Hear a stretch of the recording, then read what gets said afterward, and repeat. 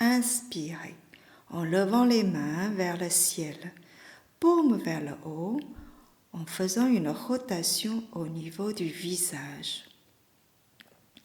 Expirez en redescendant les bras et en relâchant bien les aines. Relâcher les aines va provoquer le fléchissement de vos genoux. Placez vos mains vers le haut de vos cuisses.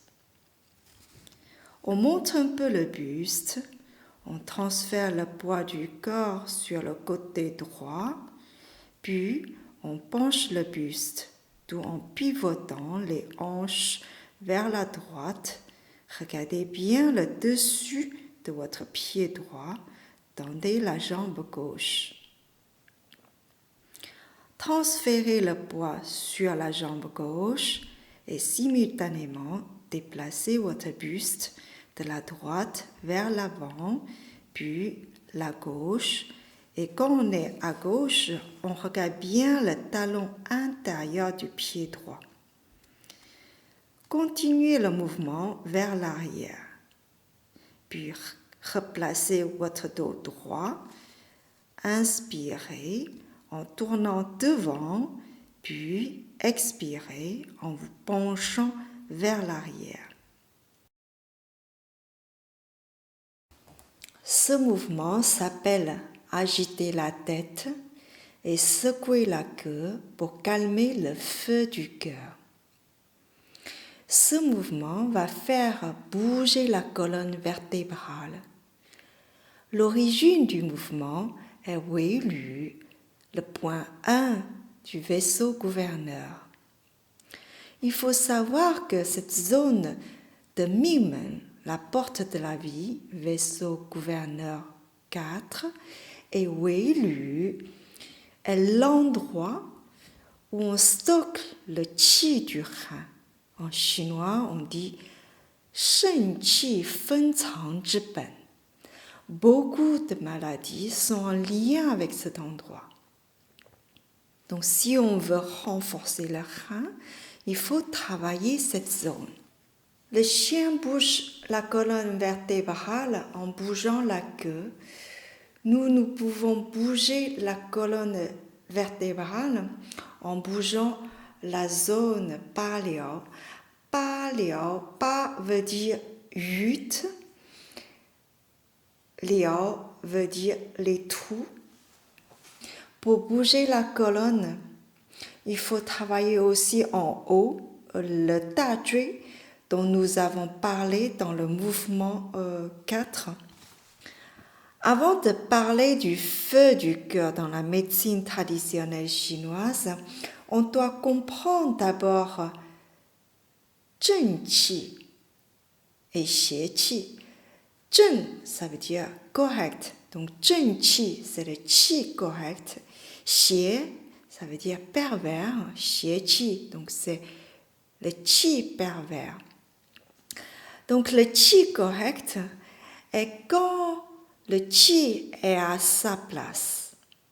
Donc, le qi pervers est quand le qi ne reste pas à sa place. On va maintenant voir les symptômes quand on a du feu au cœur. L'esprit est agité, facilement en colère, victime d'insomnie, sujet aux aftes, avec la bouche sèche, urine jaune. Selon la médecine traditionnelle chinoise, le feu est correct quand il est dans le xia dantian, dans le dantian inférieur. Donc, quand cette partie est chaude, on est en bonne santé. Si le feu de xia dantian, de dantian inférieur, est chassé dans un autre endroit, ça devient un xie huo, un feu pervers. Pourquoi le feu de l'estomac et le feu du rein ne sont-ils pas à leur place? Parce que il y a du foie, F-R-O-I-T, excusez-moi pour la prononciation, dans ces endroits, comme le foie se condense il a pris la place. Et du coup, le feu est chassé de sa place et il devient un feu pervers. Selon la médecine traditionnelle chinoise, le feu du cœur doit descendre pour réchauffer le rein et l'eau du rein doit monter, rafraîchir le cœur. Seulement comme ça, le rein et le cœur seront en harmonie. On appelle ça Xin Shen Xiangjiao. Du coup, il faut d'abord briser le foie, F-R-O-I-D, et ramener le feu dans le dantien.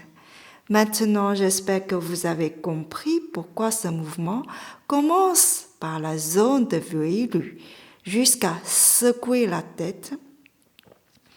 Le mouvement de secouer la tête est forcément d'abord baisser la tête pour descendre le feu du cœur. Et la descente du feu du cœur va chauffer le méridien du rein. Et comme ça, l'eau du rein va pouvoir monter.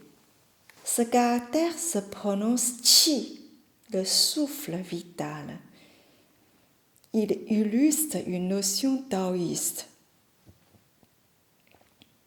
Selon l'explication de maître Nan Huaijing, en haut, Wu, il n'y a pas, en bas, le feu. Donc, le qi, c'est quand il n'y a pas de feu. Comment faire pour ne pas avoir du feu? Il faut calmer le cœur, qui est l'organe associé au feu dans la théorie des 5 agents. Donc, selon les taoïstes, il faut avoir un cœur calme et serein pour nourrir le qi, pour développer le qi. Une façon de calmer le cœur et l'esprit est de pratiquer la méditation. C'est pour cela que selon les textes classiques chinois, on doit pratiquer la méditation avant de pratiquer le qigong et le tai chi.